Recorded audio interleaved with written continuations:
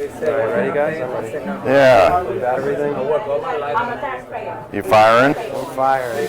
Oh, okay. Well, this is the Jaguar Castle. Been here for 50 years at least. I could never afford to eat here when I lived downtown, but now it's like the cheapest breakfast in town. You should come. Yeah. Yep. And we come right out on Rivington Street. 83, I think. Yeah. Maybe 83. Around then. Yeah. And I had a sabbatical, and I decided from my university obligations up in Buffalo, and I decided it might be nice to see what I could do with New York as a playground. So I got this storefront, and yeah, screw you, go around me. I ain't moving. So I decided that I would have a series of events. I had 4 events a week in the storefront. They were all experimental. One was I would show all my films. One was I would play recordings of my music. And one was that we would have artist discussions. And the other was we would have experimental theory talks and discussions. Well, nobody ever came to hear the recordings of my music. No one ever came. I think maybe one person came once. There were 4 events a week, see? The showings of films, a couple of times a few people came to see the films, you know. And that was nice, but it didn't go very far. And then there was the theory seminar. And that sort of like started with a handful of people, and then it sort of winnowed out to a stalwart crew of maybe 4, something like that. And we met regularly and had theory meetings and cooked up a completely novel and absurd new way to do theory. The idea was, what would artists do to do theories? You know, like that sort of idea, yeah. And so we had pseudonyms, and we had seminar meetings with the pseudonyms meeting, yes. And we had topics that we would pick, like mortuary science or something like that, you know, and then just like, okay, that's the topic for this week. Everybody write essays on that, yeah, using that thematically. It was awesome. What type of theory were you reading? Had some really good outcomes. And then the other thing was the artist discussions. And in that case, we would invite a friendly artist to come and show slides or work once a week, see? And so, yeah, people came, and we had a few small meetings like that. But then the word got out, and then people started really coming. And by the end of the semester, which was in January or like December, so about this time of year, the place was mobbed. It was mobbed. People were out in the street. People couldn't fit into the place. I said, well, this is the last one. And a couple of different people said, you can't stop. This is great. You know, I want to do one. And you're not leaving, are you? I said, yeah, the rent's run out, and that's it. My sabbatical is over. I've got to go back to Buffalo now. Tony, I want to make sure. And it was just experimental. Nobody came to the screenings. Nobody came to the music, but huge crowds came to the theory seminar. I mean, that sounds like a really interesting development. No, not huge crowds. I said it was a small group, actually, the theory, yeah. But that was the one that got the greatest reaction. No, the artists' presentations. The visit, like we'd have an artist come. Now look, they're shooting a movie over there, or a TV show, some stupid crap. I don't know.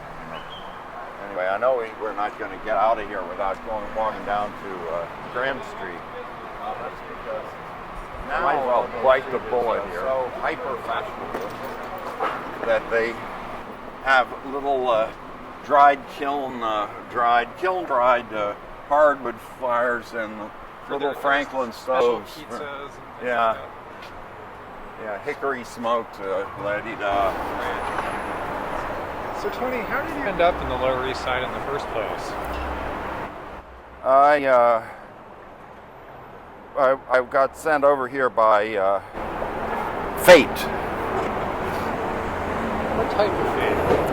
Or what form of fate? Originally, how did I move to the Lower East Side? Well, it was because artists, a lot of, everybody lived in this downtown, And everybody, all of the artists and everybody that I knew, they basically lived below 14th Street and mostly on the east side, and some people maybe lived in the village, but not that many, and nobody lived in Soho or that at that time. This was very downtown, like Houston, Delancey. That was pretty downtown. So it's not that you knew somebody and came to hang out with them. It was just like a young person now going to Bushwick. You just knew it as a place artists were living. I don't know. It was, well, like when I first went over to 9th Street where I moved in, sort of halfway moved in with into Marion Zazila's loft where Jack Smith was staying, and downstairs from Angus McLeese and Pierre Helixer. It was just like mostly Hispanic, and there was like a lot of people sort of hanging out in the street and playing salsa, and like it was a very wonderful sort of neighborhood sensibility with lots of kids and bicycles and people running in the street and people sitting on the stoop and hanging out and smoking weed and the stoop and stuff like that. And then the wave of whatever it was, like what was it, bankruptcies or whatever it was, swept through the Lower East Side, and the whole place turned into a virtual desert. It was unbelievable. It became like almost a war zone. This is like in 65 you're talking about? No, I don't know when it was, but there was a time there for like probably a decade when everything went so downhill you couldn't even believe it, and blocks that had been sort of thriving in their lower class livability became completely uninhabited, and crack addict infested junkie hangouts, and fires burned down half the buildings, and the whole place was just like crazy over there. It was uninhabitable from Avenue B through D, and then it got gentrified gradually, and now it's back to being a neighborhood. So it's very weird how New York completely changes from time to time. This Seward Park High occupies this whole block here.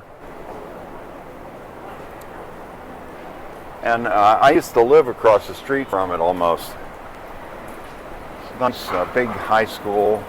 I think it's a high school. Is this the block you were living on? What, this block? Yeah. No. I never lived on this block because this is a high school. Well, this isn't a high school. He thinks I lived at a high school. So, No flattery will get you nowhere. Did you know people like Jack Smith before you came down here, or did that? Oh no.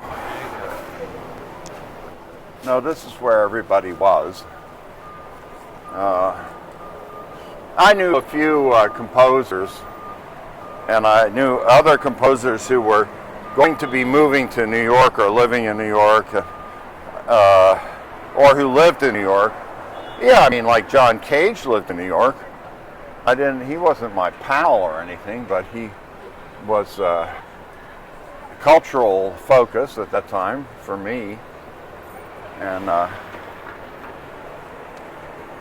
when I was surprised when my poet friend Piero Helixer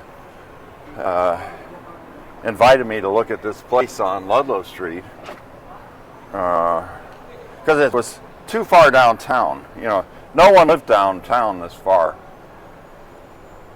Looks like it's getting there again. Look at this. It's like, looks junky, but...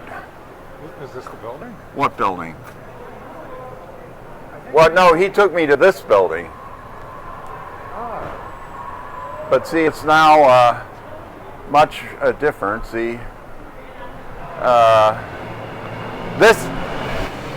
this was cool over here because there was a storefront on the front of this building that had nothing in it except like this sort of a countertop desk-like arrangement where there was a Chinese man who seemed to be there all the time, and it was it was impossible, I'll tell you, to figure out what kind of store it was because there wasn't anything in it. It was a store with the owner but no objects for sale. Yeah, just a guy sitting in here, see? So it sounds like a pretty raucous neighborhood with a lot of industry in it. Yeah. It was Now, I'll tell you, the landlord had a hardware store. I can't remember where it was. Might have been, up there. But he also had a huge amount of deliveries of hardware, and then there would be these crates, wooden crates, huge amounts of wooden crates that would accumulate right here by the front door. And because there was no heat in the building,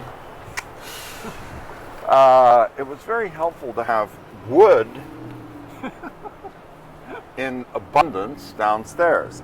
The problem, I don't know if you ever tried burning crate wood to keep warm, but it's like, whoof, there goes that piece, whoof, there goes another. I mean, you have to keep stoking you have to stoke it all day. So when I lived here, I spent the winter basically in a coat in the apartment, sitting in front of the fire with a pile of crate wood, just shoving it into the fireplace or into the Franklin stove, because the woman who lived on the floor below, a kind of elderly woman who had the misfortune of being alcoholic to a degree that was dangerous, I'm sure, to her health,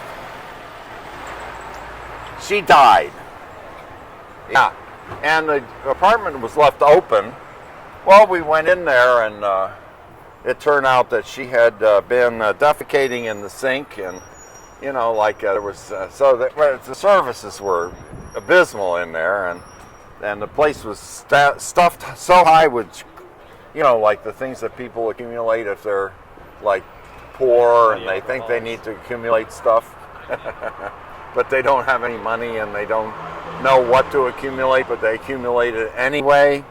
There were piles and piles, and you could hardly walk around in the apartment. But I went down there and took the Franklin stove out, the chuck stove, the iron chuck stove, to just basically to save my ass. And thanks to her, after she died, I could use that to keep warm with the wood, because I didn't like to work. I thought having a job and working was a grim way to live.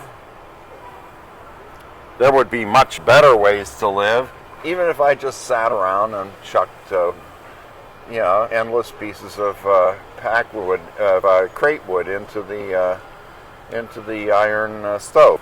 Yeah. Can we assume that the rent was bohemian oriented? Well, the rent was commensurate with the services, which included no toilet, no heat, and the landlord collected the rent with, as he would show, with a pistol, just to be sure, I'm sure. But then I remember one time he was a little threatening. I was at the front door, and I don't think he liked me, being as I was like nerdy and nebbishy and spindly and, like obviously an unlikable, creepy, young, like hippie or something worse probably. And he, I had the feeling he was going to haul off and like deck me, And at that moment, Piero Helixer opened the door next to the apartment across, adjacent, and everything came loose. Yeah, the toilet was in the hall. So then he moved to actually accommodate the city regulations by moving toilets into the apartments. Sounds like a good benefit. Yeah, super cool to have renovations going on in your apartment. Yeah. Not to dwell on it, wasn't Jack Smith living in this building too? Yeah, Jack came over and freeloaded at my apartment. Oh, so he was living with you. Yeah. I'd freeloaded. Well, I met him because he was freeloading off Marion Zazila's rent. And then let me, he didn't let me, but Marion let me stay there too. And so we had sort of shared some space up on 9th Street. And I thought that I could reciprocate his generosity and openness by, and also, by this time I had found his project enticing.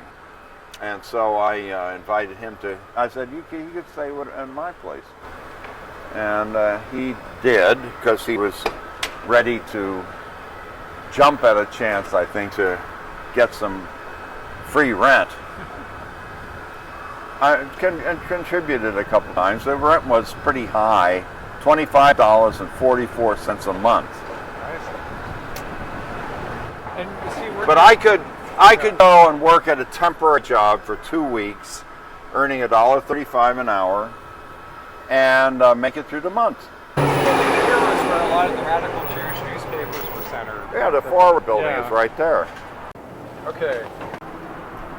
Okay, so one thing that interests me about your work is that a lot of your music that you're famous for doesn't really exist in any form except bootlegs.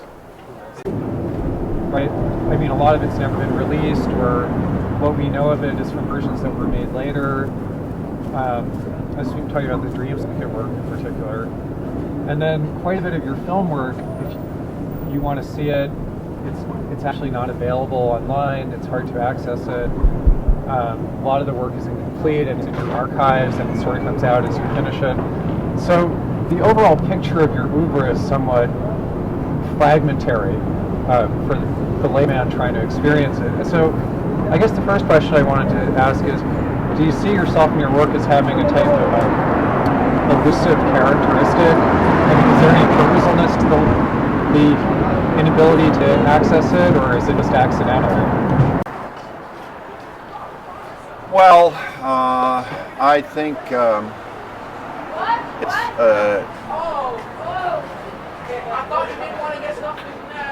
it's different from that. In other words, there aren't just two choices.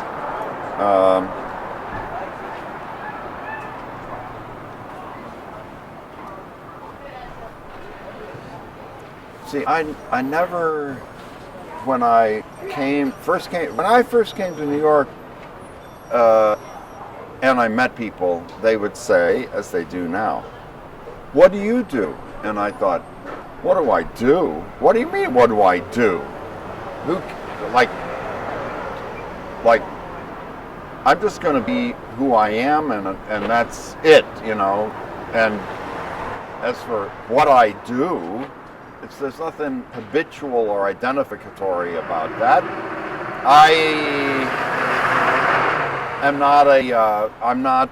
I'm trying not to work. At the time I was trying not to work if I could help it. I thought that was an esteemed objective, not to work. Shared among the upper classes and the lower classes. A man of leisure. Yeah, and I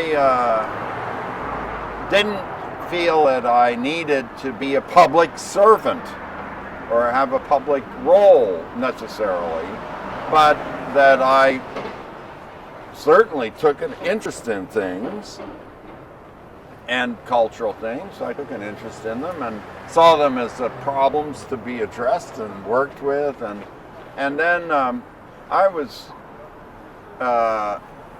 concerned with two sorts of goals, I guess you might say. One was a kind of revolutionary goal, to try to upset the apple cart. I love the idea of upsetting the apple cart. That is by creating cultural change, situations of cultural change. At that early on, that was one of my thoughts was, and this was something that developed harshly in my correlations with Henry Flint. He and I had endless discussions and interactions during the late 50s.